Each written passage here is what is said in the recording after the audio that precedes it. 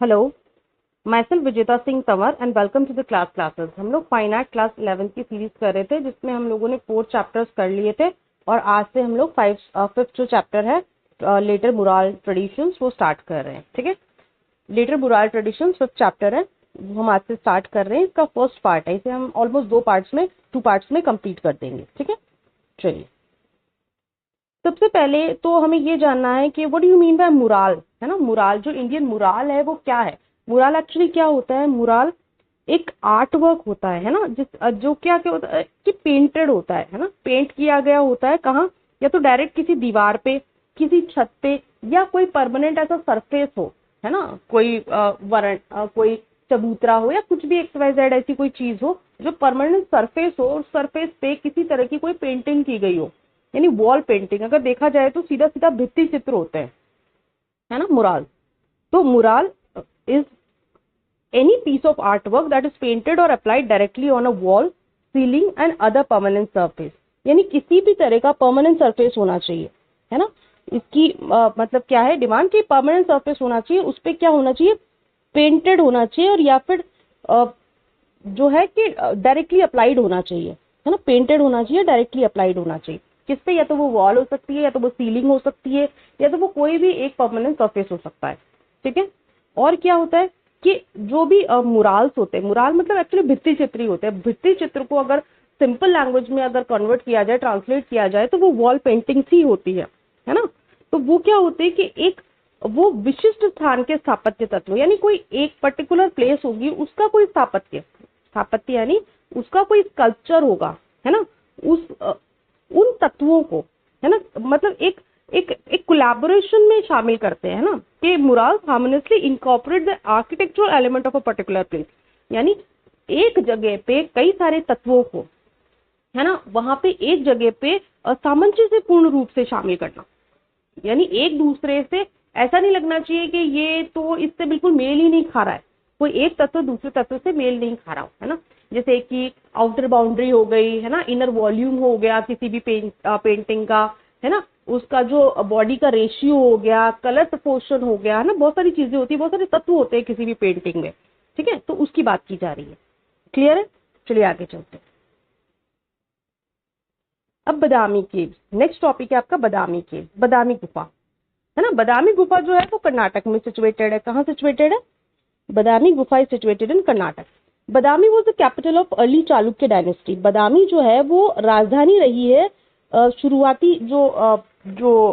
आरंभिक जो चालुक्य जो डायनेस्टी थी, चालुक्य वंश, डायनेस्टी का मतलब होता है वंश, उसकी राजधानी रही है।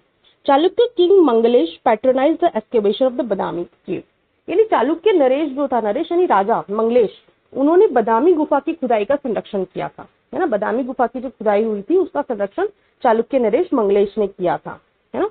The cave number 4 dedicated to images of Vishnu. जो केव नंबर 4 है उसकी, वो विष्णु की जो विष्णु भगवान की जो पेंटिंग्स है ना, इमेजेस है, उसको डेडिकेटेड है। The Patreon king Manglesh was a follower of Vaishnav religion. और जो इनका संरक्षक राजा था, कौन था राजा, मंगलेश, वो किसका फॉलोवर था, वैष्णव रिलीजन, यानी वो विष्णु भगवान को मानता था। और स्टाइलिस्टिकली, है ना, यानी अगर चित्रात्मक शैली की दृष्टि से हम लोग देखें, है ना, तो painting represent on extension of tradition of mural paintings from Ajanta. तो ये अजंता की जो मुराल पेंटिंग्स है उसका एक्सटेंशन माना जा सकता है। ठीक है, this is from 6th century CE, यानी ये 6ठी शताब्दी के आसपास की है ना, 6ठी शताब्दी के हैं ये पिक्चर्स। साइलेंटली ड्रॉन लाइंस, यानी क्या है कि इसकी जो चित्र है उसमें लयबद्ध रेखाएं, लयबद्ध रेखा यानी ऐसा नहीं टूटी फूटी रेखाएं हो ड्राइंग्स में, लयबद्ध रेखाएं, फ्लूइड फॉर्म है, एक धारा प्रवाह रूप है, यानी आपको ऐसा नहीं लगेगा कि कहीं से कुछ छूट रहा है ना, धारा प्रवाह फॉर्म है।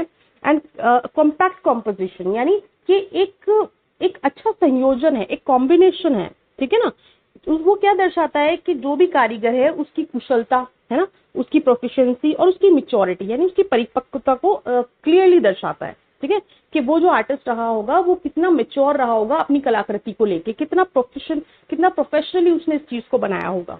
ठीक है, तो ये तो था बदामी केव्स। अब आगे चलते हैं। क्लियर है, बदामी केव कर्नाटका में सिचुएटेड है।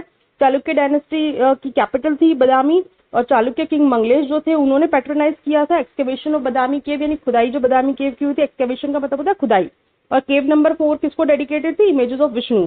और जो उसके पैट्रोन किंग यानी संरक्षक जो राजा थे मंगलेश, वो किसके फॉलोवर थे? वैष्णव रिलीजन के। और अगर स्टाइल की बात करें तो ये किसका एक्सटेंशन है? अजंता की जो मुराल पेंटिंग है उन्हीं का एक्सटेंशन है। कौन सी सेंचुरी से? 6th सेंचुरी सीई से है ये। और इसकी मतलब कह सकते हैं कि फीचर्स ऑफ जो पेंटिंग है वो क्या रहे हैं कि साइनसली ड्रॉन लाइंस है, ठीक है, लयबद्ध रेखाएं, फ्लूइड फॉर्म का मतलब होता है धारा प्रवाह रूप, एंड कॉम्पैक्ट कॉम्पोजिशन, और अच्छा संयोजन है ना। उससे पता चलता है कि जो आर्टिस्ट थे वो कैसे थे, वो बहुत ही एक्सपर्ट थे और उनमें के एक मेच्योरिटी थी अपनी पेंटिंग्स को लेके। क्लियर है? बदामी की। अब आगे चलते हैं। आगे हैं आपके mural paintings under the Pallav Kings, है ना। पल्लव थे, पांड्यास थे और चोल राजा थे, है ना। इनके अंडर जो भी जो वॉल पेंटिंग्स, जो मुराल पेंटिंग्स है, इनका क्या जो था स्टेटस था वो हम पढ़ेंगे। Mural paintings under the Pallava king. सबसे पहले हम बात करते हैं पल्लव किंग की। The Pallav Kings were Patreon of arts. ये भी क्या थे? कला के संरक्षक थे। पेट्रोन्स का मतलब होता है संरक्षक। Mahendra Varman one who ruled in the 7th century was responsible for building temples eight. अभी जो महेंद्र वर्मा वन थे ये एक पल्लव राजा थे, है ना। उन्होंने 7th सेंचुरी में शासन किया था। वो रिस्पॉन्सिबल थे किसके लिए? कुछ टेम्पल्स बनाने के लिए। उन्होंने कुछ मंदिर बनवाए थे, हम कह सकते हैं कि उन्होंने कुछ मंदिर बनवाए। कौन से? पनामलाई, मंडागापट्टू एंड कांचीपुरम, है ना। ये 3 नाम है, Panamalai, Mandagapattu and Kanchipuram. Paintings in these temples were done at Mahendra Varma first initiatives. और ये जो पेंटिंग्स बनी है वो महेंद्र वर्मा फर्स्ट की प्रेरणा से ही बनी है ना। इसमें जो पेंटिंग्स बनी है, the Panamalai figure of a divine female divinity is drawn gracefully. तो पन्नामलाई की अगर हम बात करें तो उसमें एक क्या है कि एक देवी है, देवी की आकृति है, वो बहुत ही ग्रेसफुली बनाई गई है। ग्रेसफुली यानी कि उसमें सौंदर्य, उसमें जो उसकी जो ललित कृतियां थी वो बहुत ही अच्छे से उन्होंने डिस्क्राइब की है ना, उसका सौंदर्य को, उसके फीचर्स को, है ना, बहुत अच्छे से उन्होंने डिस्क्राइब किया है उसमें। Paintings at the Kanchipuram temple वो patronised by the Pallava king Rajasimha. और जो कांचीपुरम के जो टेम्पल थे उसका जो संरक्षण किया वो किसने किया? पल्लव किंग राजसिम्हा। तो राजसिम्हा भी क्या थे? पल्लव राजा थे। और वो जो पेंटिंग थी उसमें किसका चित्रण है? एक सोमस्कंद है ना, सोमस्कंद कोई है, उसका चित्रण किया गया है। या तो कोई एविडेंस, मतलब कोई इवेंट रहा होगा या कोई ऐसा एपिसोड रहा होगा सोमस्कंद को रिलेटेड जिसको उन्होंने वहां पे डिपिक्ट किया है ना। Faces are round and large. और पेंटिंग की वो क्या थी, उसकी जो चित्रकारी थी उसके फीचर्स क्या थे? फेसेस जो क्या थे? गोल थे और बड़े थे।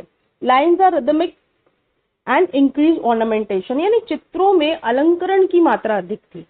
अलंकरण यानी ऑर्नामेंटेशन, उसमें सजावट ज्यादा थी, है ना, सजावट ज्यादा थी। ठीक है, क्लियर है यहाँ तक?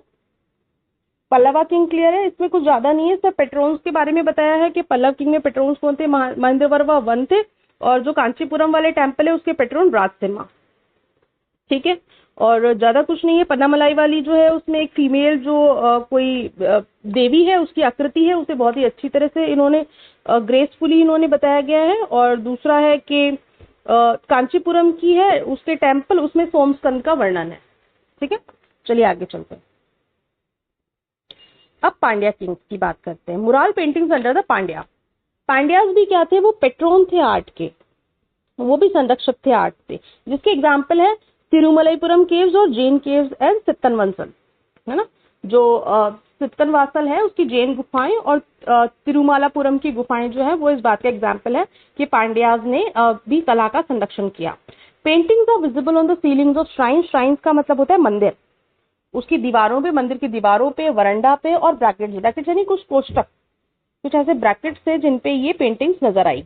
Dancing figures of celestial nymphs are seen. Nymphs का मतलब होता है अप्सराएं, है ना, जो स्वर्गीय अप्सराओं की नाचती हुई फिगर्स जो है वरंडा के पिलर्स पे देखी गई। Background painted in vermilion colour. Vermilion का मतलब होता है सिंदूरी, है ना। बैकग्राउंड, जो बैकग्राउंड था वो सिंदूरी लाल था, है ना। बैकग्राउंड का मतलब क्या होता है? जो पीछे की पृष्ठभूमि होती है ना। बॉडी इज इन येलो, जो बॉडी थी वो येलो, आप देख पा रहे हो ये एक पेंटिंग है ना, इसमें बॉडी येलो है और पीछे की पृष्ठभूमि थोड़ी लाल लाल सी है, सिंदूरी लाल। Expression of faces of dancer. Dancers है ना, और डांसर्स जो है, जो नर्तकियां हैं, उनके चेहरे पर भाव है ना, कुछ एक्सप्रेशंस है। आईज आर स्लाइटली एलोंगेटेड, आंखें कैसी है, बड़ी बड़ी है। ठीक है, क्लियर है। इसमें तो कोई कंफ्यूजन नहीं होगा कि पैटर्नाइज ऑफ आर्ट है, जिसका एग्जांपल इन्होंने 2 जगह का दिया है, एक तो तिरुमलईपुरम केव है और एक जैन केव है, सतनवंसल, है ना। और पेंटिंग्स कहाँ मिली है, श्राइन्स की दीवारों, छतों पे, सीलिंग से यानी छत, बरंडे की छत पे और ब्रैकेट्स। डांसिंग फिगर्स मिली है किसकी, स्वर्गीय अप्सराओं की नाचती हुई फिगर्स देखने को मिली है। और बैकग्राउंड कैसा है, वो सिंदूरी लाल है, vermilion red, body yellow colour में है। एक्सप्रेशंस ऑफ फेसेस ऑफ, मतलब जो डांसर्स हैं उनके फेस पे एक्सप्रेशंस है, और आंखें थोड़ी सी एलोंगेटेड है। ठीक है, चलिए आगे चलते हैं। अब हम चोलास की बात करते हैं। अब नेक्स्ट टॉपिक है Cholas, mural paintings under the Cholas, यानी चोलास के काल में मुराल पेंटिंग का क्या स्टेटस रहा, उसके बारे में हम बात करेंगे। अब जो इन 11th century masterpiece of Chola art and architecture begin to appear, इसका मतलब क्या हुआ कि 11वीं शताब्दी में चोलों की जो बेस्ट जो कृतियां थी वो देखने को मिली, है ना, जो बेस्ट उनकी कृतियां थी वो देखने को मिली। The temples of Brihadeshwara at Thanjavur, है ना, जो टेम्पल से जो टेम्पल है बृहदेश्वर का तंजावुर में, Gangaikonda, Cholapuram and Darasuram in Tamil Nadu were build during the range of Chola dynasty. अब चोला डायनेस्टी के काल में, रेंज का मतलब होता है काल, है ना, में कौन कौन से टेम्पल मिले ये दे रखा है इसमें, है ना, temple of Brihadeshwara at Thanjavur, Gangaikonda, Cholapuram, है ना, एंड दारासुरम इन तमिलनाडु। ठीक है, Chola paintings are seen in Narttamalai, Chola painting जो है वो नर्तमलाई में भी मिली है, देखने को मिली है। Most important are those in Brihadeshwara temple, जिसमें बहुत ज्यादा इंपॉर्टेंट कौन सा है, बृहदेश्वर टेम्पल जो तंजावुर में है। ठीक है, 2 layers of painting were found, paintings में 2 परतें पाई गई है। ये एक मतलब ये इंपॉर्टेंट पॉइंट है, 2 layers of paintings were found. Upper layer was painting during Nayak period, है ना, नायक पीरियड। नायक पीरियड जो है उसे कह सकते हैं हम कि विजयनगर की पेंटिंग, विजयनगर जो स्टाइल था उसका एक्सटेंशन था नायक जो पीरियड पेंटिंग थी, तो उस दौरान, है ना, ये जो लेयर है, दूसरी लेयर उस दौरान की पाई गई है। Painting shown narrations and aspects related to paintings का जो नरेशन, यानी उसका जो चित्रात्मक या उसकी जो थीम थी वो किस पे बेस्ड थी, टू लॉर्ड शिवा, है ना, जो भी थीम थी वो लॉर्ड शिवा के रिलेटेड इवेंट्स पे रिलेटेड थी, है ना, जैसे शिवा इन कैलाश, शिवा एज त्रिपुरांतका, है ना, एज नटराजा, है ना, अ पोर्ट्रेट ऑफ पेट्रोन राजा, एक पेट्रोन थे, एक मतलब संरक्षक थे मुराल कला के, उनका नाम था राजा, वो चोलास के राजा, मतलब चोला डायनेस्टी के राजा थे, है ना। उसके जो मेंटोर थे, उनके गुरु थे कुरुवा, है ना, वो, और कुछ डांसिंग फिगर्स की भी पेंटिंग मिली है। ठीक है, तो इतना कुछ ही है बस इसमें स्टेटस में, जो चोलास, पल्लवास एंड पांड्यास का जो स्टेटस दे रखा है। तो आज हम इतना ही करेंगे, उसके बाद 2-3 टॉपिक्स और रह जाते हैं, जिसमें विजयनगर पेंटिंग्स है, आपके ये क्या कहते हैं नायक पेंटिंग्स है, केरला मुराल्स है ना, ये कुछ चीजें, ये कुछ 2-3 टॉपिक्स रह जाएंगे, वो हम नेक्स्ट पार्ट में हम लोग उसको कवर कर लेंगे। आई होप यहाँ तक का लेक्चर आपको पसंद आया होगा। इसकी पीडीएफ चैप्टर कंप्लीट होने के बाद में आपको टेलीग्राम चैनल पे क्लासेस पे अवेलेबल हो जाएगी। आप लेक्चर देखते हैं तो आप इस पे कमेंट कीजिए, आपको कैसा लग रहा है, कहीं कोई कंफ्यूजन तो नहीं रह रहा है, आप इसमें और क्या इंप्रूवमेंट्स चाहते हैं। ठीक है, जब तक आप हमें एंकरेज नहीं करेंगे, हमें पता कैसे चलेगा कि हमें क्या और अच्छा करना है या हम क्या करें, आपको समझ में भी आ रहा है या नहीं आ रहा है ना। कुछ तो आप लोग इसका रिस्पॉन्स दीजिए देखने के बाद में, ना आप लाइक कर रहे हैं, ना आप सब्सक्राइब कर रहे हैं, ना आप कॉमेंट कर रहे हैं। ठीक है, लेक्चर को देखते हैं तो कुछ तो रिस्पॉन्स दीजिए, आपकी ड्यूटी बनती है। तो यहाँ पे हम लोग इसको खत्म करते हैं लेक्चर को। Thank you so much for watching. Like कीजिए, कमेंट कीजिए, शेयर कीजिए एंड सब्सक्राइब कीजिए चैनल को, ताकि आपको आगे की अपडेट्स मिलती रहे। ठीक है, thank you so much, bye, take care.